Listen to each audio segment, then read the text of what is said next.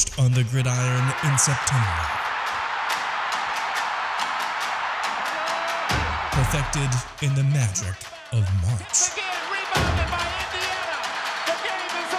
For the fans who love the crunch of the pads, prefer a dunk, and expect nothing but the best. It's Bigger 10. Here's Steve Dace. Greetings. Welcome to this week's Bigger 10. I'm Steve Dace alongside my never partner, always co-host, the one and only Aaron McIntyre. Hope the McIntyre family had a great Thanksgiving weekend. Aaron, we had a pretty darn good one over there in the Dace household. How about you guys? No, we had a good one as well. It's this time of year. Last week, that week of the year is always my favorite.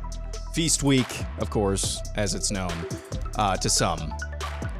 But it's just the culmination, the start of basketball, college basketball season, all the rivalry games, and you just can't, I can't get enough of it. I don't know what it is about that week. It's perfection, at least in the sports world. You get, a lot of us get long weekends as well. At least you get, most of us get Thanksgiving off too. So it was a good week. That's a very long-winded way of saying it was a good week. Well, there is, depending on who you are, like if you're me, a lot of good things to talk about this week. So let's get to them with our Big Five on Bigger 10. And let us begin with the game. I, of course, spent an entire episode here on the channel on Michigan Podcast yesterday, providing a breakdown of the game and my thoughts on it. We also talked to Mark Rogers, who's a lifelong Ohio State fan, who has his own fantastic channel here on YouTube that you want to watch. So there's no need of me repeating myself. I should toss it your way and I can, respond to your thoughts. But you go ahead. You set the stage here. What'd you think? Told ya. Very happy that you kicked my ass in the pick competition. Yeah, we'll get to that later on. Yeah. But no, I don't think anybody saw the McCarthy bombs coming. I don't think anybody saw that. But kind of what my analysis of that game was, hey, as long as Michigan can kind of withstand that opening salvo from Ohio State, I'm going to trust the more proven defense, the more consistent defense, and the more consistent running game the rest of the way in November. And when I say November, I don't mean exclusively weather. November is just a state of being or a state of mind at the Big Ten when all the big games are happening. That's what a lot of people say, well, it's sunny and 55 degrees. No, I'm just talking about when when championships are on the line. That's what I'm talking about. The pressure cooker. And that game kind of just went down the way I kind of saw it playing out, minus the McCarthy bombs, but stick around, and eventually that running game and then that defense will kind of buckle down, and it happened. I think the Donovan Edwards runs were electric and exciting as well. I feel for Blake Corum, because you have to think even with those the have been runs, his Heisman runs. Yeah, if that's him making those runs, he's winning the Heisman. As great as Caleb Williams and ridiculous as he looked on Saturday night, I think Blake Corum is winning the Heisman. But I really think that the play of the game, not just defense, but the overall play of the game, all of those things notwithstanding, it was late third quarter or fourth quarter when Sanders, your wide receiver turned cornerback, just at the last minute, reaches out and breaks up what would have been a touchdown pass that would have gotten Ohio State back in the game, would have gotten the crowd back in the game. That moment, in my opinion, is probably the overall play of the game, not just defensively. So hats off to Michigan again. Get to see a different opponent this year because the Hawks, obviously, and we'll talk about that in a bit, crapped the bed, but should be second straight title for y'all. Does this signify a changing of the guard atop the Big Ten, or does it signify that there is an additional guard at the top of the Big Ten? I think if you're a TV exec, I think if you're a college football or Big Ten fan, you hope that it's an additional guard. The way I remember it, at least in the early part of the 2000s, mid-2000s, is that this just kind of should go back and forth. Mm-hmm. This game should go back and forth. There shouldn't be a 20-year period where every meaningful matchup goes one way. Agreed. So I hope that this means that it's two here, two there, back and forth every single year. I hope that is the case, but I'm not sure based on, if your analysis is correct, and I thought it was pretty good analysis about Ohio State and where they are. I'm not really sure what you do if you are Ohio State, assuming Michigan keeps up at this level of play right now. I'm not really sure what you do other than just make sure at the beginning of the game you buckle down as much as you possibly can and score as many points when you have the opportunity to. It's easier said than done, though. Indeed. Obviously. And, we had a situation and the way the sport is changing here. Last year, it is conceivable they could have played 3 times. They would have played the very next week in a divisionless Big Ten for the championship, right? They'd have played the next week. Yep. And if you look at the way a 12-team playoff bracket would have been situated a year ago, they wouldn't have played right away, but they would have been on the same side of the bracket. They might play again this year if USC or TCU loses. I mean, right now TCU is a 1 point, I think, or 1.5 or something against Kansas State. Remember, Kansas State led that game 28-10 in Dallas until its 2 top quarterbacks got hurt, and then TCU came back and won. So, we assume when the college football playoff rankings, you and I are taping this on Tuesday, we assume when the rankings come out, Ohio State will be 5. If that's the case, they're sitting there waiting for one of those other teams to lose. They get in. I mean, it's conceivable that you could have a Michigan-Ohio State national championship game, or even a semifinal, depending on if both those teams lose, and maybe Ohio State, comes in at number 3 at that point. So Ohio State's season is not over yet. Not over yet. Now, they don't control their own destiny. They're on the outside looking in. They're not in a position they're used to being in as a program, Aaron, needing help from somebody else, but it's not over yet. Agreed. You just have to think TCU last week against Iowa State notwithstanding, they, against competition with a pulse, have been playing with fire and winning. Obviously, they're undefeated, but you have to think that that catches up with them. Regressing to the mean has to catch up with them. So I actually like Ohio State's chances against Georgia in a semifinal game more than I like Michigan's chances against Georgia in a championship game. Does that make sense? Because you think there's a contrast of styles? Yeah, exactly. So, yeah. I'm coming at this from an Iowa fan. I'm trying to put on my objective hat right now and thinking about, the good of the Big Ten. But even as an Iowa fan, an Ohio State-Michigan national championship, dude.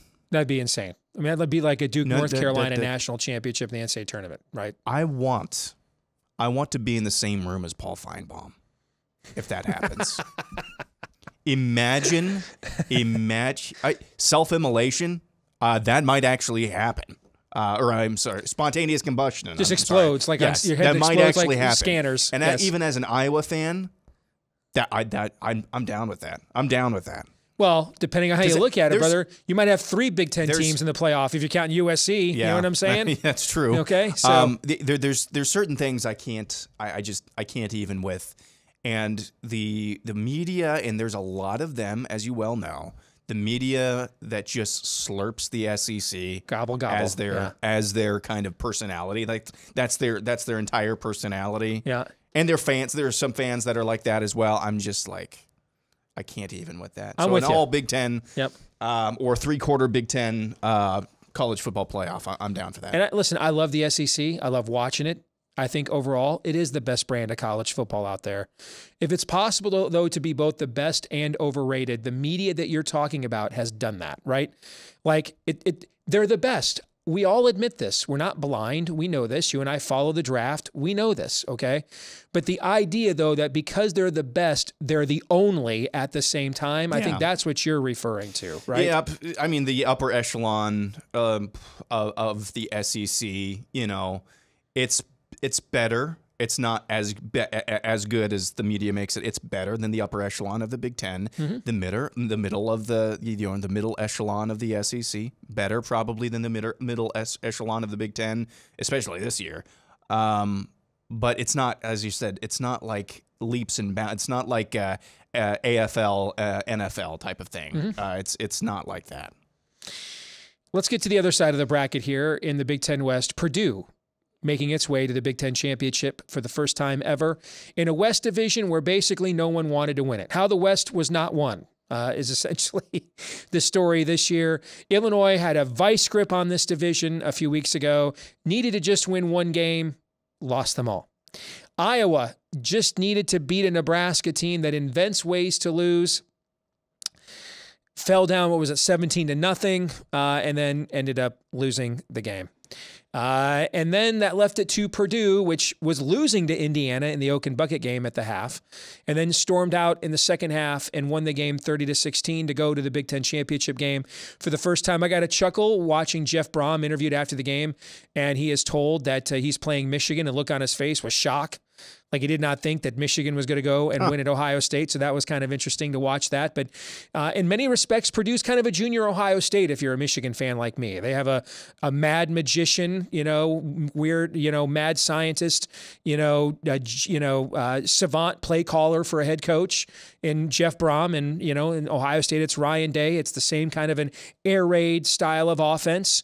They did add a bit of a physical running element here in the last couple of weeks that helped them to go to Illinois and win there.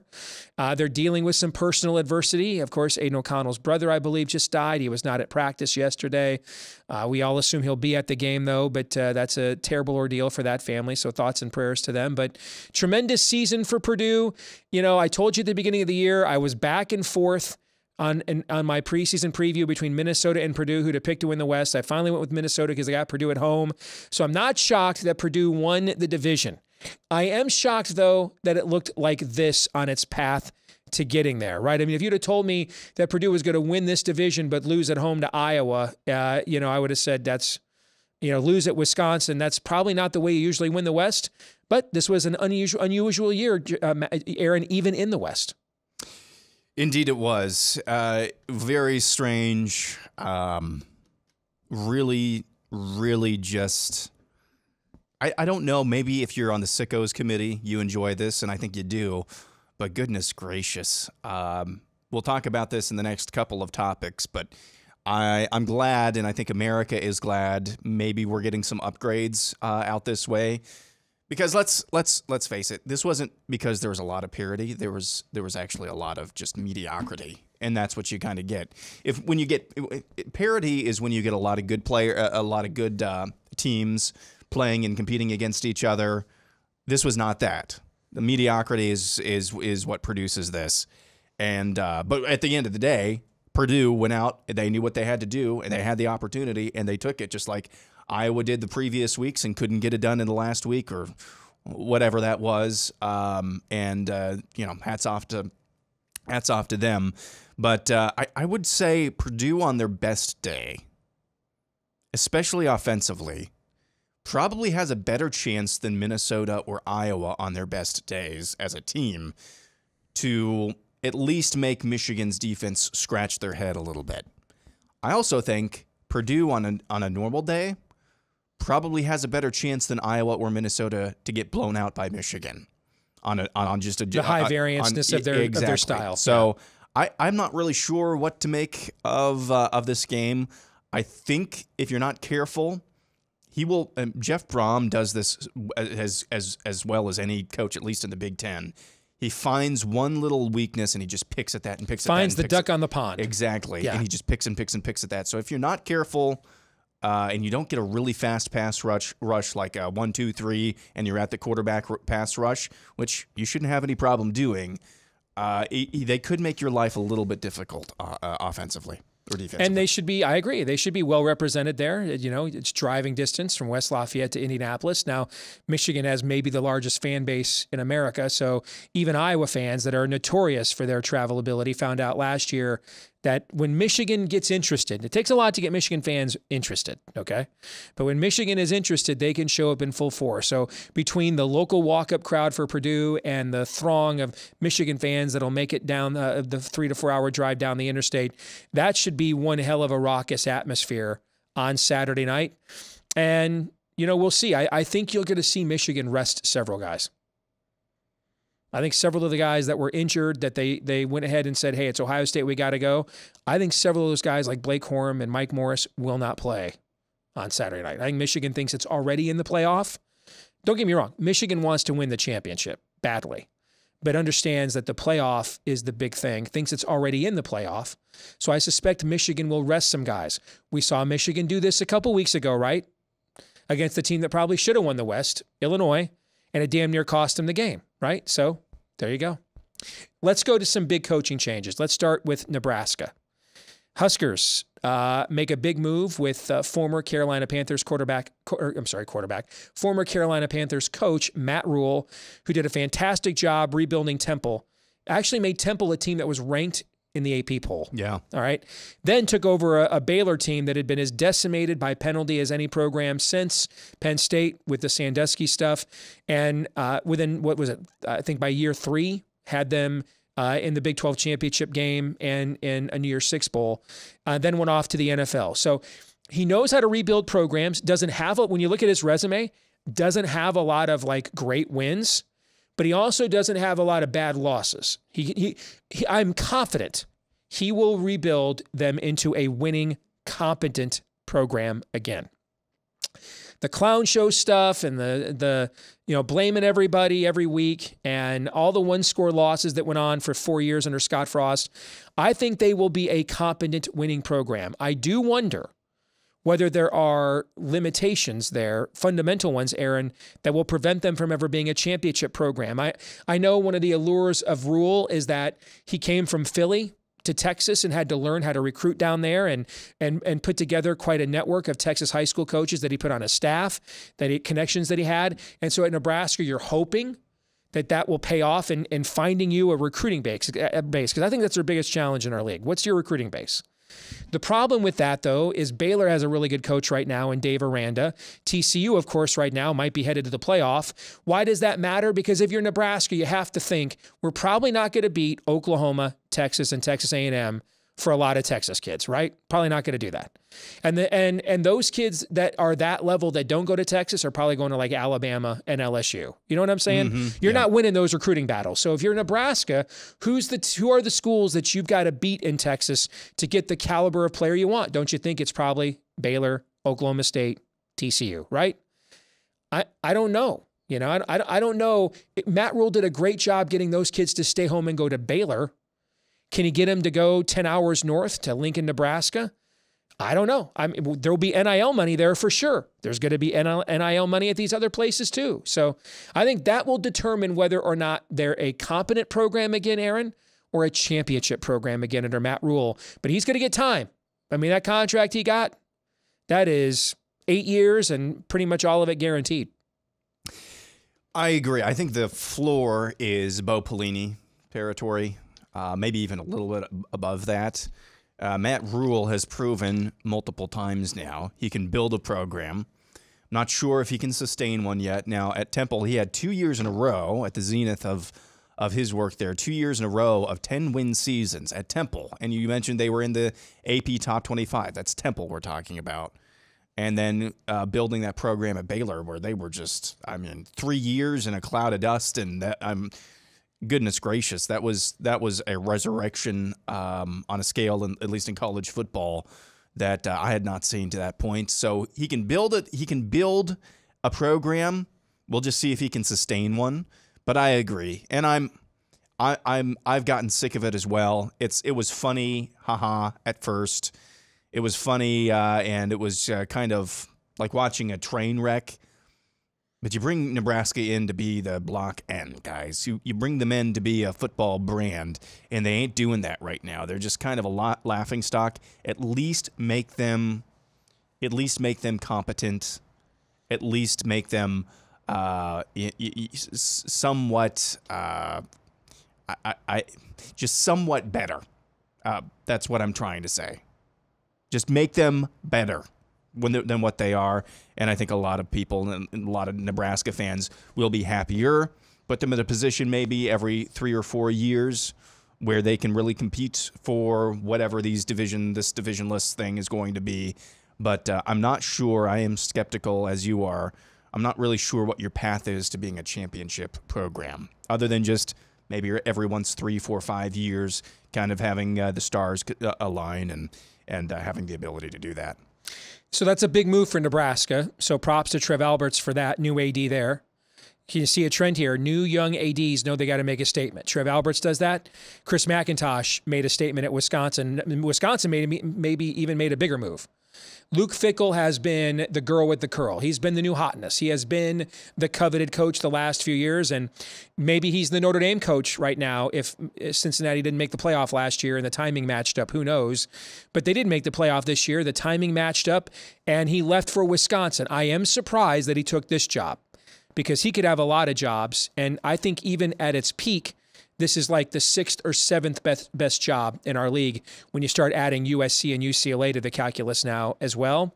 But of course, they've got major resources there. Barry Alvarez built a program in his image that outlasted his tenure. Now, Fickell, I mean, they're going to spread it out.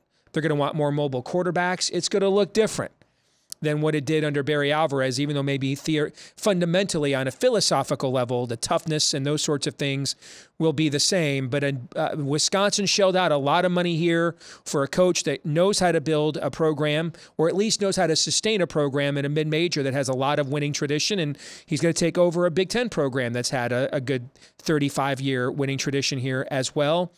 And I think both of these hires, when you look at them together, say this to me, Aaron. Number one, I don't think both these programs in the new Big Ten can flourish simultaneously. I think one of these guys will be really good and the other one will not. There's just, between Ohio State's not going anywhere, Michigan's not going anywhere. Penn State is going to be in the New Year Six, and I think next year, is going to be a big year for them, but they're a traditional blue blood. USC you have coming in. Obviously, Lincoln Riley, they're not going anywhere. That's 4 of the 7 or 8 greatest programs in the history of college football in your league that you're going to have to beat at least 2, if not 3, if not 4 of those, depending on the schedule, to win a conference championship.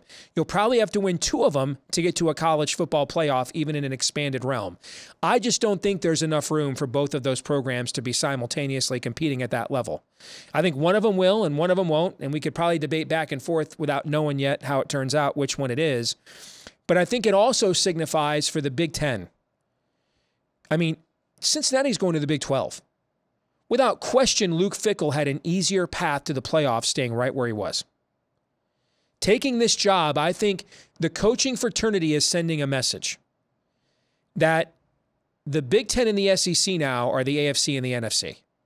If you're in any other conference, doesn't mean you can't win championships, but the revenue, the stability, these are the coveted jobs now. There's not really a Power 5 now. What Fickell sent a signal here, RHULE sending a signal here, there's really a Power 2. That those are the most coveted jobs, the soon-to-be 16 jobs in the Big Ten, the 14 jobs in the SEC. Take Vanderbilt out of that equation maybe, and you have 29 jobs that are just a tier above every place else. You want to be in one of those jobs from a stability standpoint. And I think that really does send a message about the strong hand that the Big Ten is playing with right now. Your thoughts on those two things? So it's really hard not to analyze this through a paradigm that existed 4 years ago, because that's what even in the change to the college football playoff, the BCS, the recruiting, coaching, program building, that was all kind of done through the same paradigm, unless you were down south, and it depended on how big the size of the McDonald's bag was or is. Now you have multiple paradigms that you have to look at this through. So one is what you just mentioned, is there's really just a big 2. So the huge advantage that the SEC and definitely right now the Big Ten have is how much they are going to be able to shell out to the best coaches and make all of those jobs, destination jobs, just largely because of the size of the purse. So that's one thing. Whereas before, you would never even, maybe this is true, but you could get somebody to come to kind of a mid-tier Big Ten program. You can get somebody, a really hot name, to come to a mid-tier Big Ten program simply because of the size of the wallet. It used to be that wasn't the case. It was all about the school's brand and the size of and a lot of other things, not that. You also have to look at this in terms of how is recruiting changing and going to continue to change. This is where I'm not quite sure, because I'm really not sure what the state of Wisconsin's NIL program is. The style that Luke Fickell wants to play. Is he a big enough name? Is he got the big enough curls, as you said, the girl with the curl earlier? Does he have that cachet just by in and of himself to kind of get guys to say, I'll bypass this NIL to come play for Luke Fickell?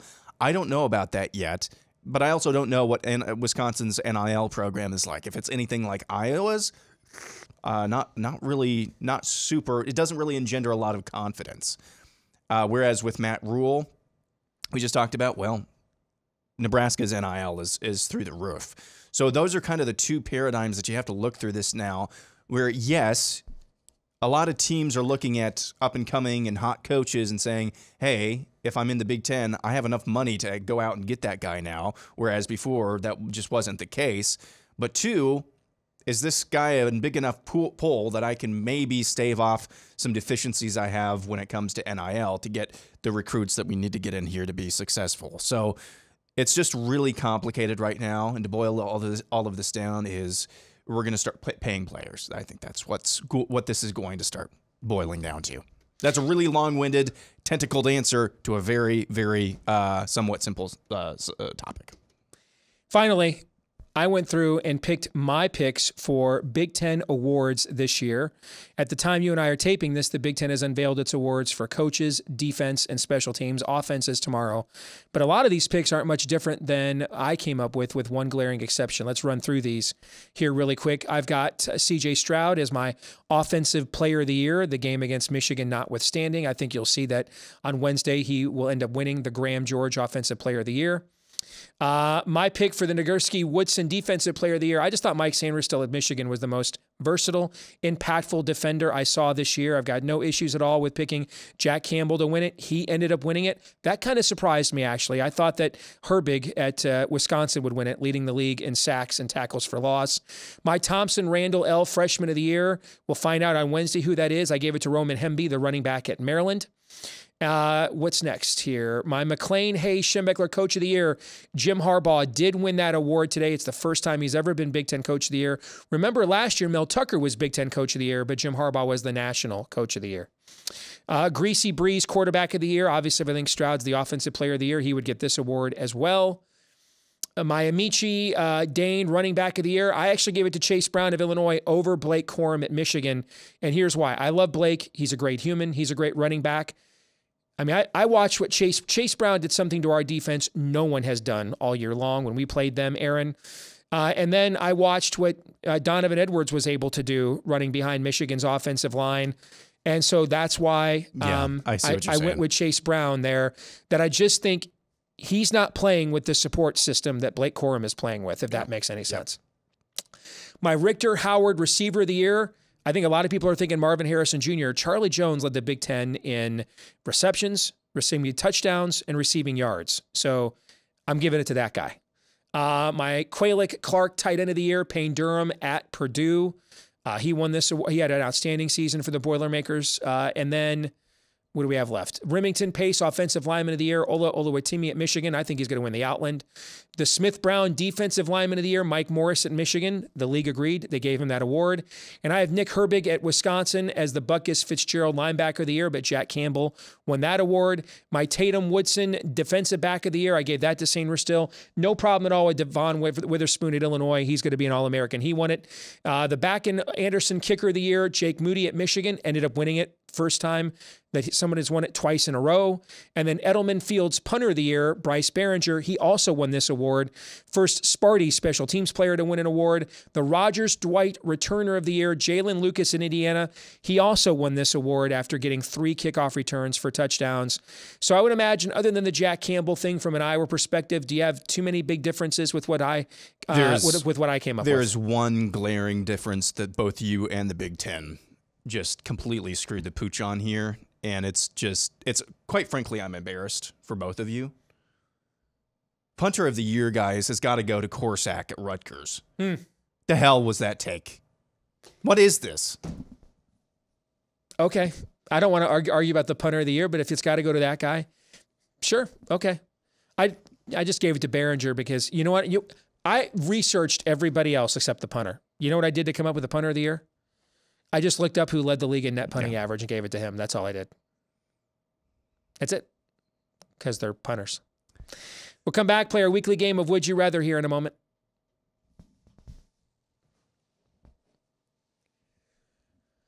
Time now for a weekly game of Would You Rather. Aaron, as always, as is custom, we begin with you.